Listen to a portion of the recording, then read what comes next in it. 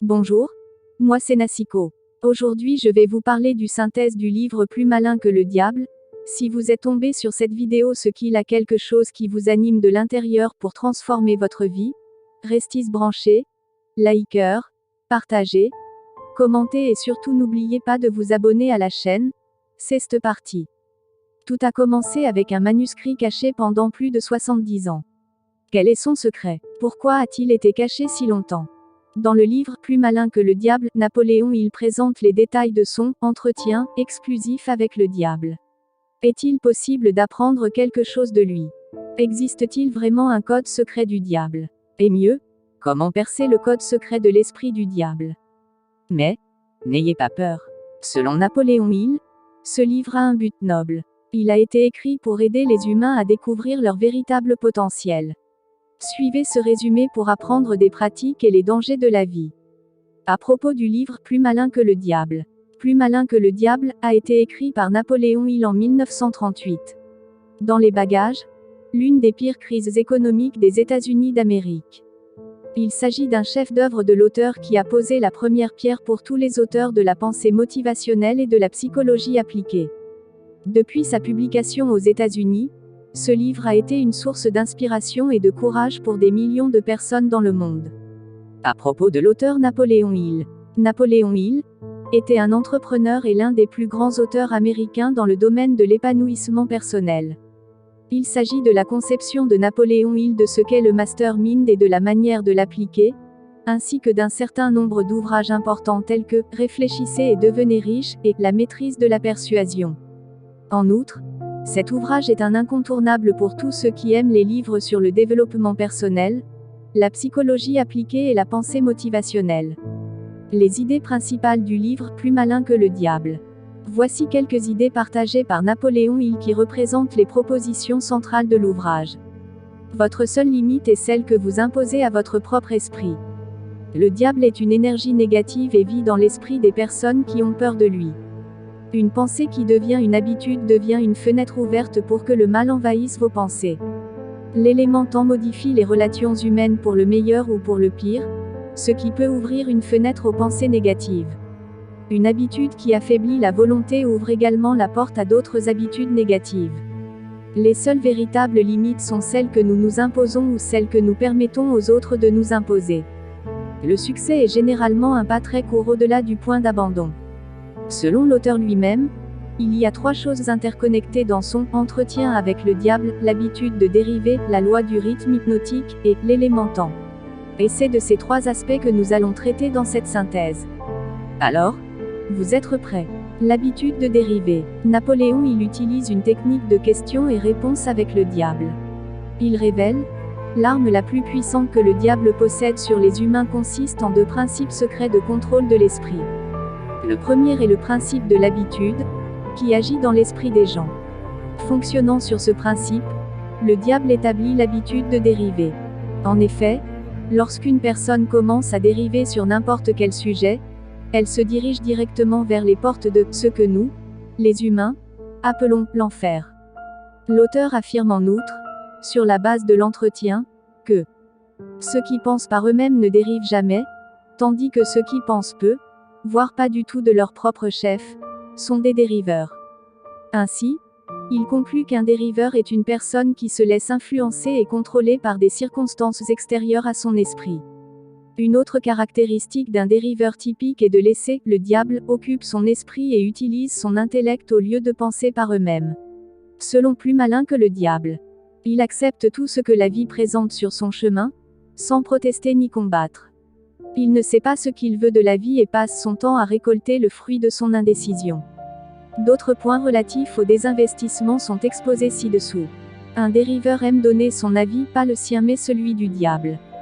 Un dériveur est trop paresseux pour utiliser son propre cerveau. La dérive commence dans la jeunesse. Le diable induit la dérive à travers les écoles et les religions. Déviez-vous dans une direction et bientôt vous serez dévié dans tous les segments. La loi du rythme hypnotique. Selon le livre Plus malin que le diable, Napoléon il demande au diable quelle est la loi mystérieuse par laquelle il manipule les humains.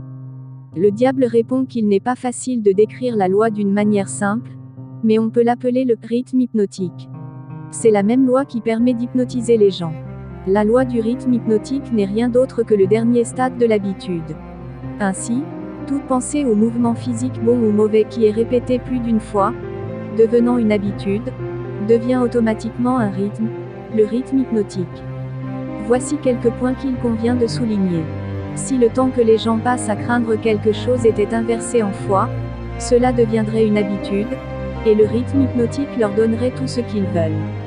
La peur de la critique est la seule arme efficace du diable contre les gens. Il faut tenter avec succès de rompre l'habitude de la dérive. À quelle heure? Avant que la nature n'en fasse une habitude permanente grâce au rythme hypnotique. La loi du rythme hypnotique peut également susciter des pensées positives de richesse et de prospérité. Si votre esprit craint la pauvreté, vous attirez la pauvreté. Si votre esprit désire la richesse, vous attirez la richesse. Vous êtes là où vous êtes et vous êtes ce que vous êtes à cause de vos pensées et de vos actions.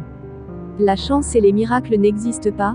Ces termes sont utilisés pour expliquer ce que les gens ne comprennent pas. Les non-dériveurs n'attendent pas l'occasion de se frayer un chemin. Ils créent des opportunités qui correspondent à leurs désirs et à leurs besoins. Selon Napoléon Hill, personne n'est assez intelligent pour échapper à l'influence du rythme hypnotique.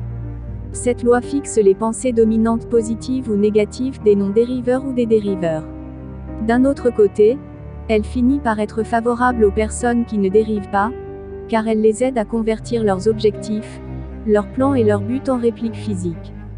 Pour tout cela, il convient de noter que la loi du rythme hypnotique n'est ni bonne ni mauvaise, mais qu'elle ne fait que fixer vos habitudes de pensée et les rendre permanentes. Seul un dériveur voudrait échapper à l'influence du rythme hypnotique. L'élément temps, le principe suivant mis en avant par l'auteur Napoléon Hill est le temps, la quatrième dimension. Selon l'auteur, le temps est la loi même du rythme hypnotique. Le temps nécessaire pour rendre nos habitudes de pensée permanentes dépend de l'objet et de la nature de nos pensées.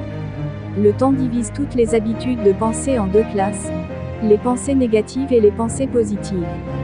Vous trouverez ici les principales considérations présentées dans le livre Plus malin que le diable sur le temps. Le temps pénalise les gens pour toutes les pensées négatives. Le temps récompense les gens pour toutes les pensées positives. Les pensées positives se construisent avec le temps et deviennent des habitudes permanentes. Les jeunes n'ont de sagesse que pour les questions élémentaires. La sagesse ne vient qu'avec le temps. La sagesse ne peut être héritée et ne peut être transférée. La sagesse ne vient qu'aux personnes qui ne dérivent pas. Le temps est l'ami de ceux qui entraînent leur esprit à suivre des schémas de pensée positifs.